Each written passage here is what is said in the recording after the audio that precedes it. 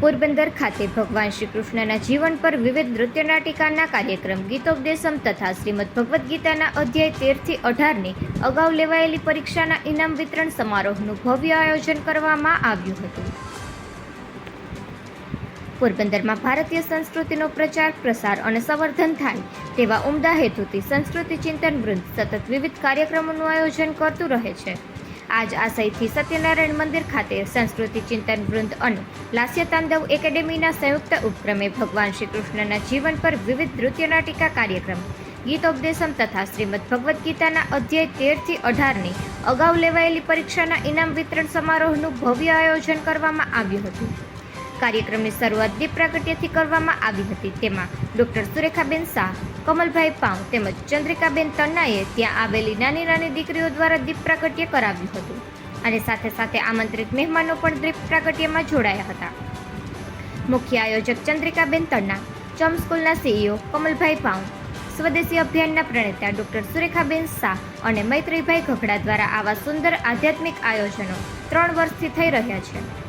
આમંત્રિત મહાનુભાવોમાં doctor Kamlesh Sadani, doctor Sanat Joshi, Tejasbhai Thanki, Riteshbhai Raniga, Poonamben Raniga, professor Snehalbhai Joshi, Bharatbhai Makhecha, Shilaben Makhecha, doctor Jaydeep Lakhani, doctor Surbhiben, CA Naimishaben Geraiya, જે ખાસ વેરાવળથી આવ્યા હતા અને બાળકોને પ્રોત્સાહિત કર્યા હતા.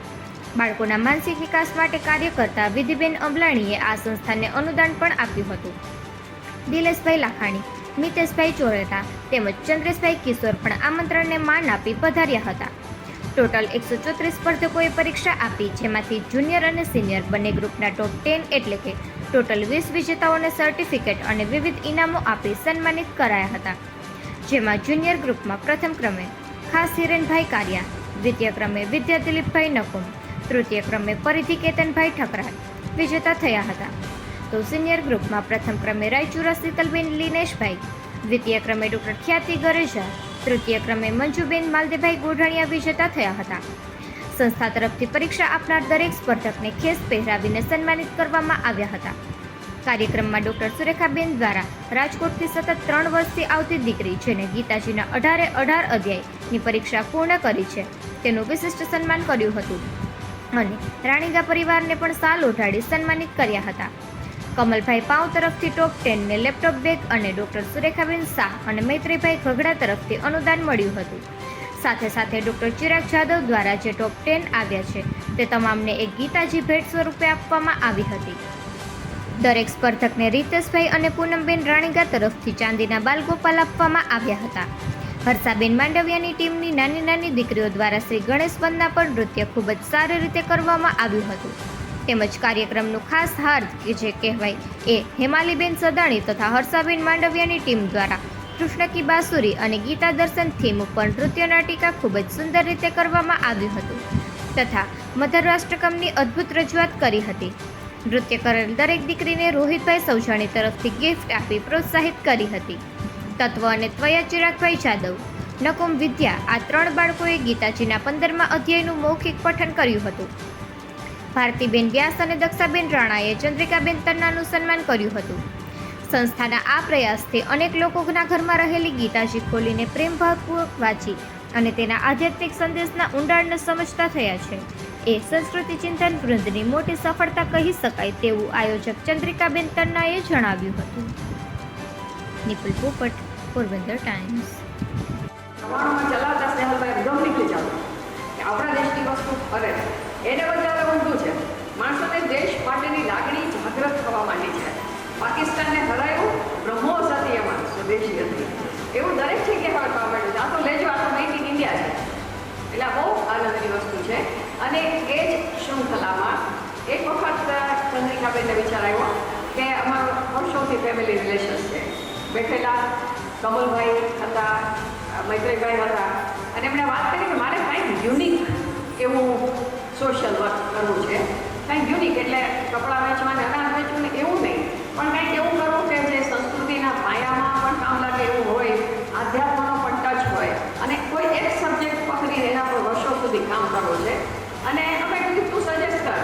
તો મને એમ છે કે ભગવદ્ ગીતાના પ્રચાર પ્રસાર માટેના મહેનતપૂર્વકના યુથ પ્રોગ્રામો કર્યા હોય તો કેમ. એટલે અમે કીધું કે અમે તારી સાથે છીએ. પ્રોગ્રામ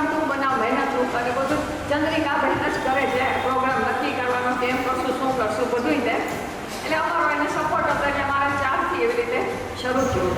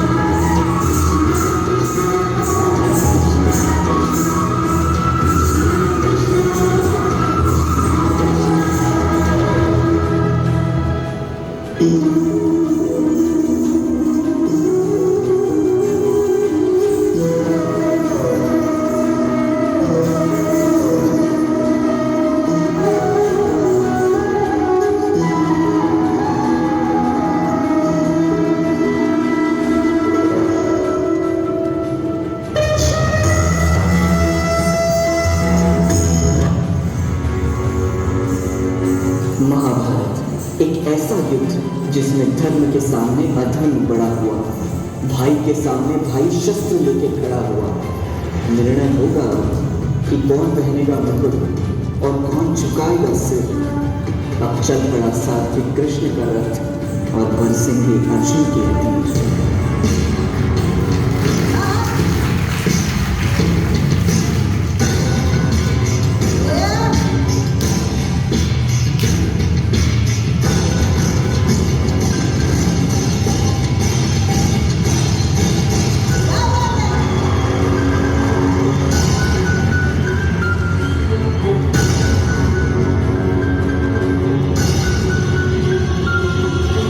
मेरे भाई मेरे शत्रु बनकर सामने खड़े हैं और गुरु द्रोण पिता मेरे पूजनीय बहुत बड़े हैं। कैसे उठाओ उनके सामने शस्त्र।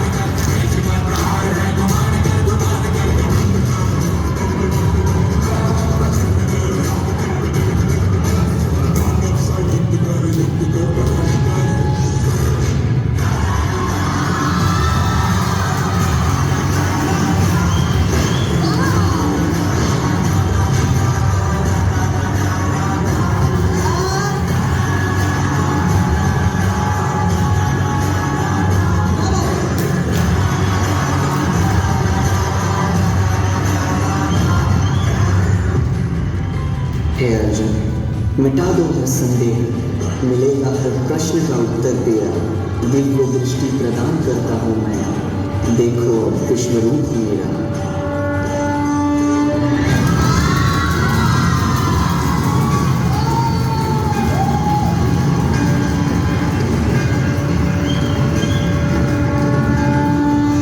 पाप यदि ना बढ़ता तो ये युद्ध कदाचित ना होता। धर्मराज भी स्वयं कभी अपने संयम को ना खोता। एक नारी का वस्त्र हरण स्वयं तुम याद करो। छोड़ दो रिश्तों की डोर और अधर्मियों का नाश करो।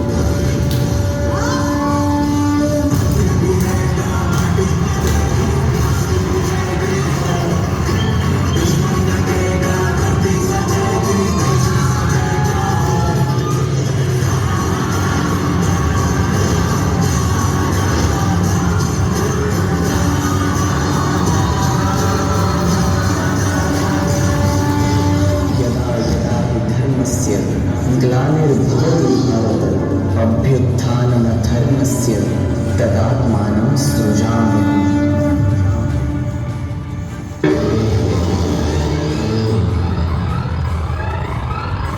याद